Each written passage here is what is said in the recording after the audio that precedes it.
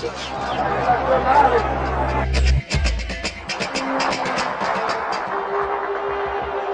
O trabalhador brasileiro.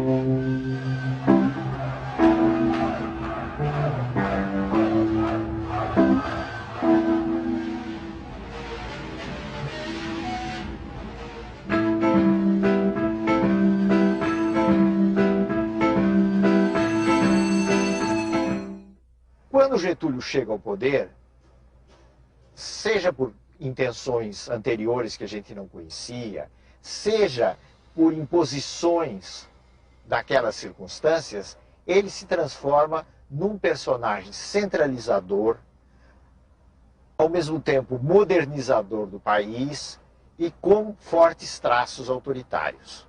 Tanto assim que os anos de 1930 a 1945, os 15 anos em que ele esteve no poder, são conhecidos geralmente como a Era Vargas.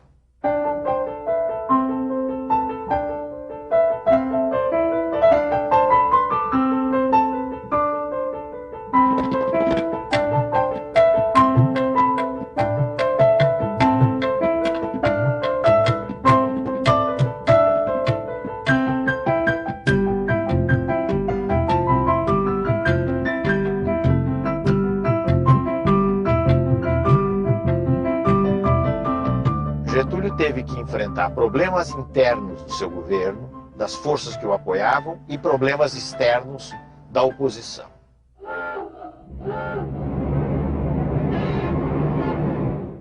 O problema maior que Getúlio teve que lidar entre as forças que o apoiavam, talvez tenha sido o problema do tenentismo. Porque os tenentes haviam apoiado a Revolução de 30, mas tinham suas ideias próprias a respeito do que devia ser feito. Então houve um verdadeiro confronto entre o governo Getúlio e os tenentes. O confronto nunca foi um confronto armado, entenda-se bem, foi uma disputa política. Esse confronto acabou terminando com um triunfo do governo Vargas. Então, os tenentes ou saíram do exército, ou se integraram em alguns movimentos radicais, ou, em sua maioria, passaram a apoiar o governo Getúlio.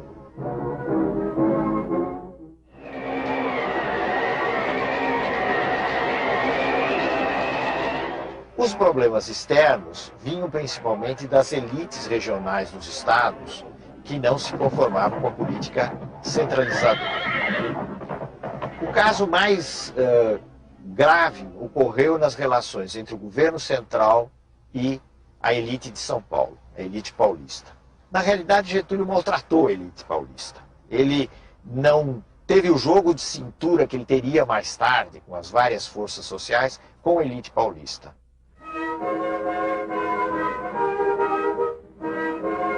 Isso deu origem a muitas resistências e acabou gerando a Revolução de 1932.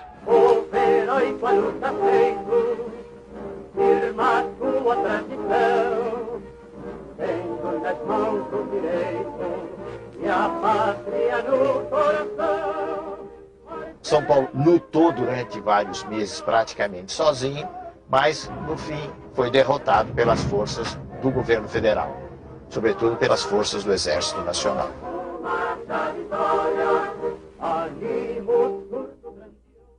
A Revolução de 1932 foi chamada de Revolução Constitucionalista porque os revolucionários queriam que fosse interrompida a ditadura que Getúlio tinha implantado, que ele denominou de governo provisório, ele não falava em ditadura nessa época, queria interromper com a convocação de uma Assembleia Constituinte para se aprovar uma Constituição no país e se implantar um regime democrático.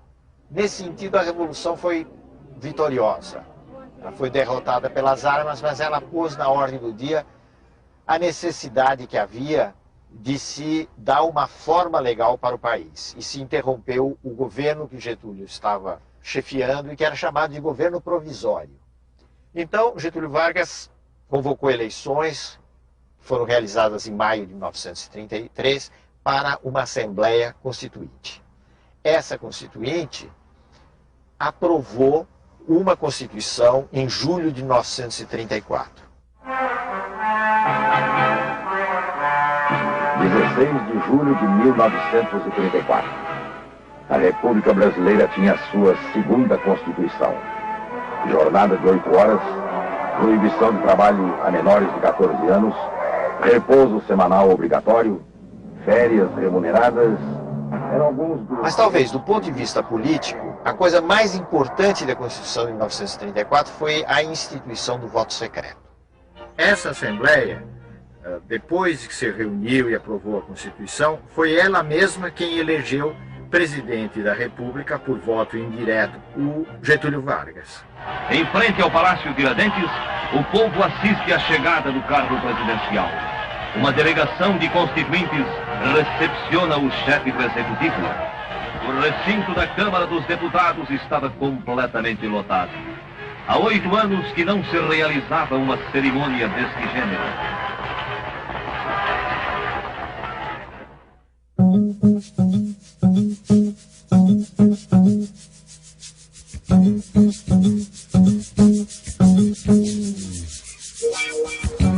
O que é que mudou concretamente a partir de 1930? Vamos pegar algumas áreas, não é possível examinar todas as áreas. Então vamos pegar a área da economia. O que aconteceu durante os anos 30, até o final dos anos 30, foi o fato de que o Brasil tinha condições de produzir café numa escala muito maior do que um mercado mundial em crise podia absorver.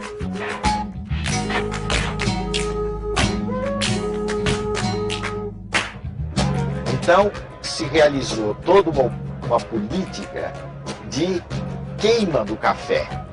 O governo comprava o café dos cafeicultores e queimava o café para regular a oferta no mercado internacional.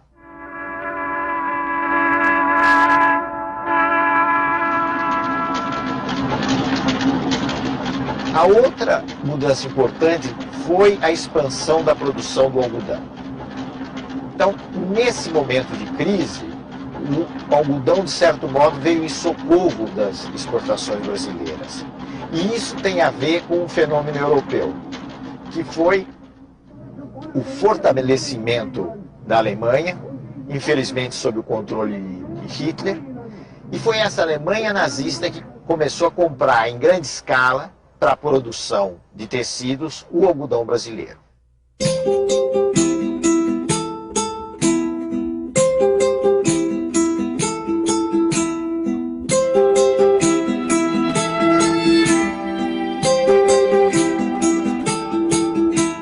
O impulso inicial dessa industrialização brasileira no pós-30 foi proporcionado exatamente pelas condições da crise mundial. Como era complicado importar mercadoria acabada, produtos industriais acabados, porque o mil-réis, que era a moeda do tempo correspondente ao real, tinha se desvalorizado, e porque ele não existia mil-réis em quantidade suficiente, porque o Brasil não exportava da mesma forma como exportava antes de 1930, o país foi incentivado a substituir essas importações. E essa substituição se dá com a produção interna de bens industriais. As dificuldades de importação impulsionam e tornam realidade velhos projetos de transcendental importância para o desenvolvimento do país.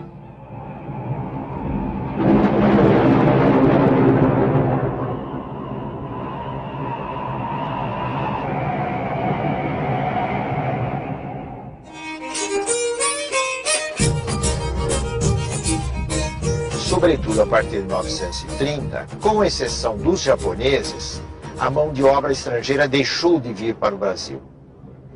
E a mão de obra utilizada nos grandes centros do Centro-Sul foi principalmente aquela que migrou de pequenas cidades mineiras e que migrou do Nordeste, entrando principalmente na atividade da construção civil e da atividade industrial.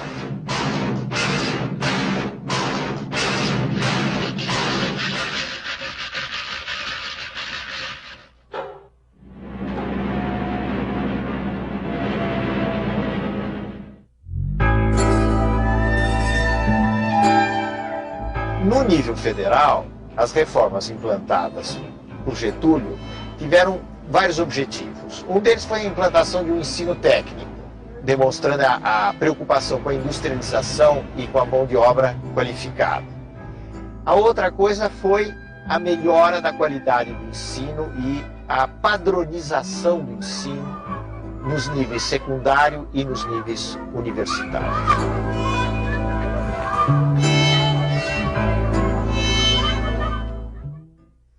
Tudo isso foi muito importante, mas nós não devemos esquecer também o fato que a política getulista liquidou as condições de existência de um sindicalismo autônomo, isto é, de uma organização própria dos trabalhadores. Ele fez tudo isso de cima para baixo, autoritariamente, como era o seu estilo.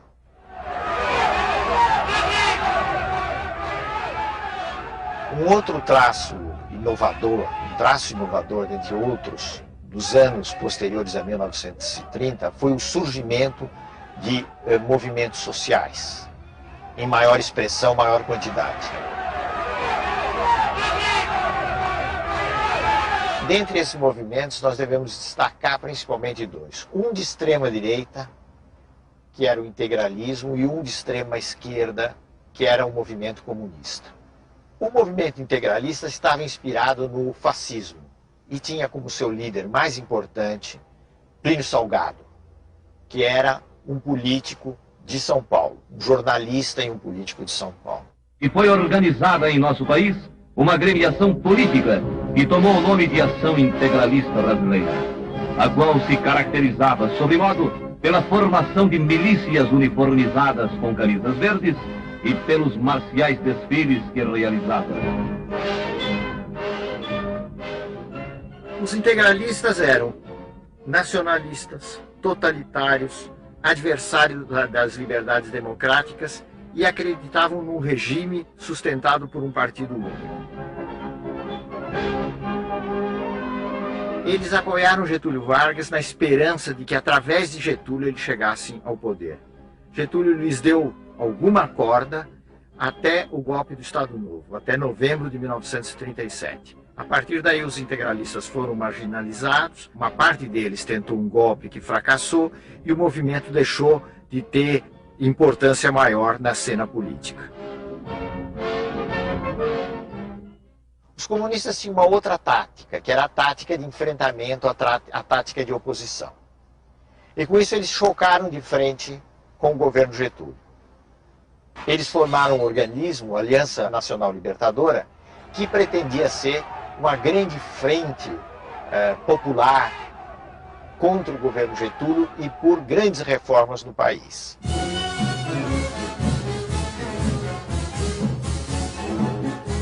O governo fechou a Aliança Nacional Libertadora, aplicou à aliança uma legislação repressiva, que era a Lei de Segurança Nacional, e colocou os comunistas na ilegalidade. Eles partiram para uma iniciativa de revolução que, na realidade, acabou resultando numa verdadeira aventura, que foi a chamada Intentona Comunista de novembro de 1935.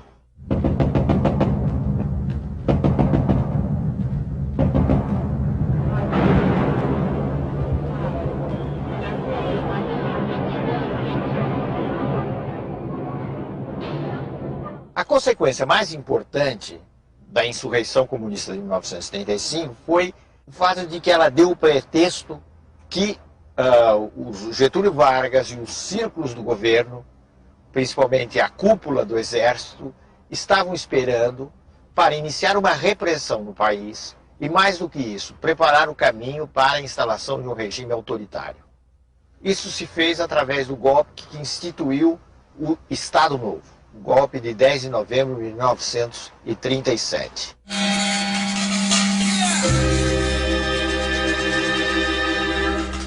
Praticamente sem nenhuma resistência, sem nenhuma oposição, forças policiais fecharam o Congresso e se iniciou um novo regime no país, que era o Estado Novo.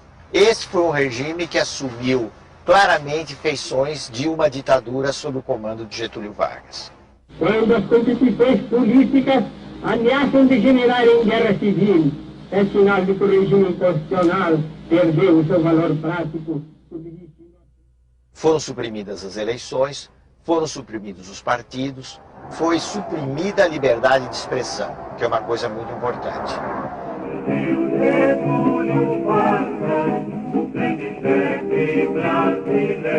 Na maneira de ver de Getúlio e dos generais e dos círculos civis que apoiavam Getúlio, não deveria haver lugar para partidos no país. Os partidos eram parte, eram coisas nocivas à organização do país. Era preciso organizar um todo nacional, de cima para baixo, tendo como chefe supremo o chefe da nação, ou seja, Getúlio Vargas.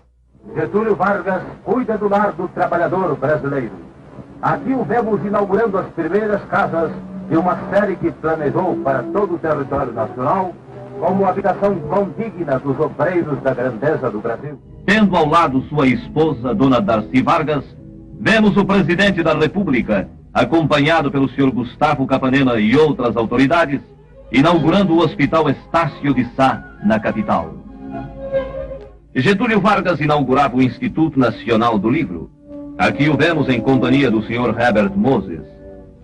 O presidente da República assistia à grande parada militar comemorativa de nossa independência.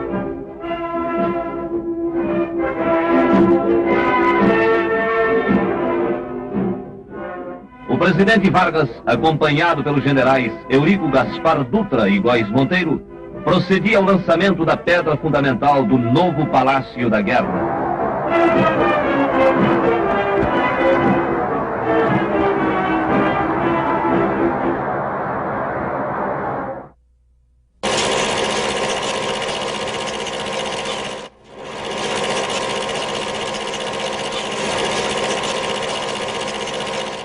Especialmente no Estado Novo, houve uma ampla utilização do cinema, do teatro, do jornal, do rádio, que tinha uma importância muito grande, para enaltecer as façanhas do governo Getúlio e do Estado Novo. O ambiente nacional tem reagido sabiamente contra esses agentes de perturbação e desordem. A propaganda insidiosa e dissolvente apenas impressionou os pobres de espírito e serviu para agitar os mal-intencionados. E isso representou alguma coisa de muito diferente, vamos dizer assim, de inovador, se considerarmos o que era o Brasil anterior a esse período.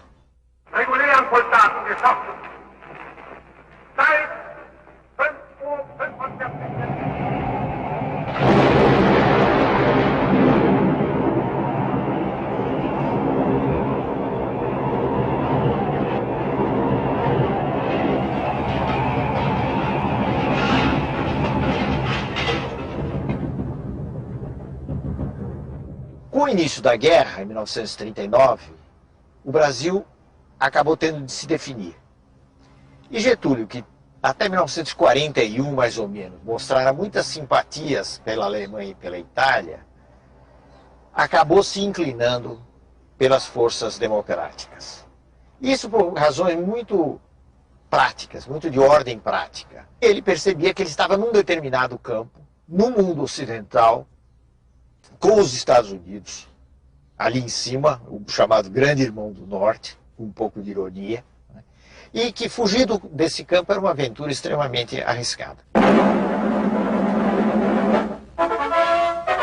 Então, em alguns meses, ele decide essa inclinação em favor das chamadas potências aliadas, as potências democráticas. Isso já no curso da Segunda Guerra Mundial.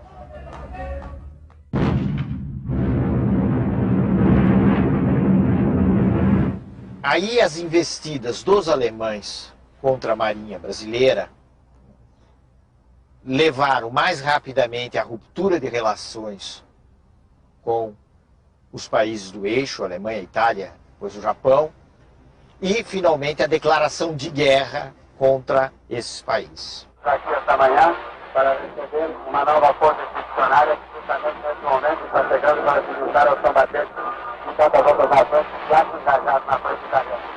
É a força institucionária brasileira, a primeira força do Brasil, a primeira da América Latina que atravessa o mar. Essa força institucionária é nada assim. É uma tropa bem disciplinada. O Brasil enviou elite do seu exército para se bater no solo italiano ao lado dos canadenses na seleção. Estamos embarcando agora. Vocês certamente ouviram o luz do seu passo de marcha que desce pela frente do grande transporte do mundo.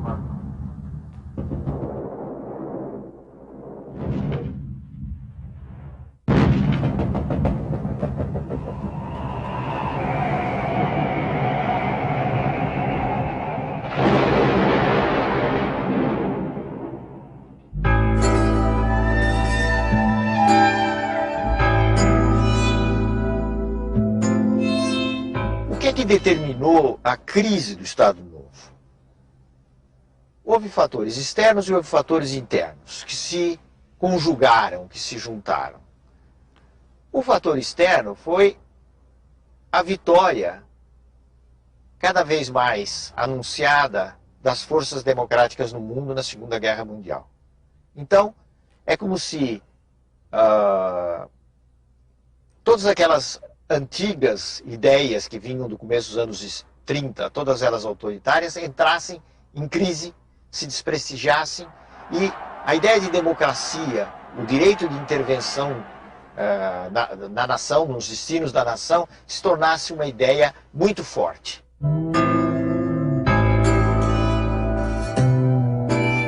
Getúlio foi sensível a essa situação nova, esse novo quadro que começou aí por volta de 1944, mas, ao mesmo tempo, ele fez uma jogada arriscada.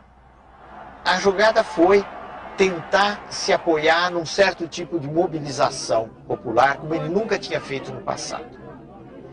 Para isso, ele foi encontrar apoio naqueles setores políticos e de trabalhadores que o haviam sempre sustentado.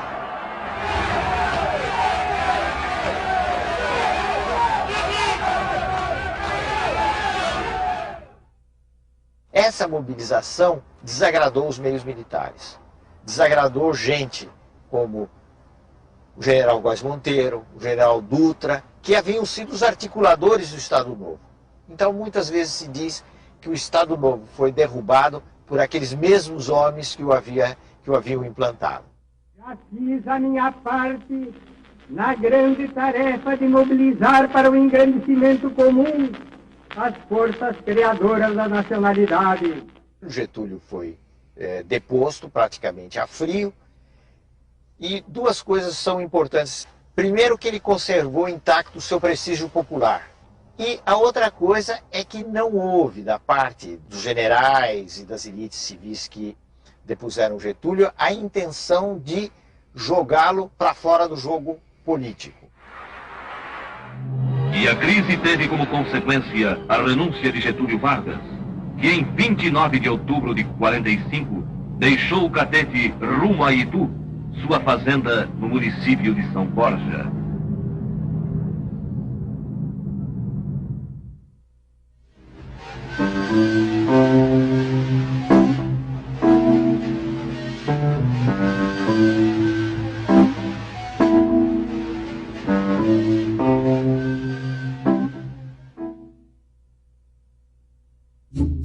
No próximo programa, o Brasil escolhe o caminho das eleições. Os ventos de liberdade trazem Getúlio de volta ao poder. Novos impasses empurram o presidente para o suicídio. O fim do Estado Novo e o período democrático.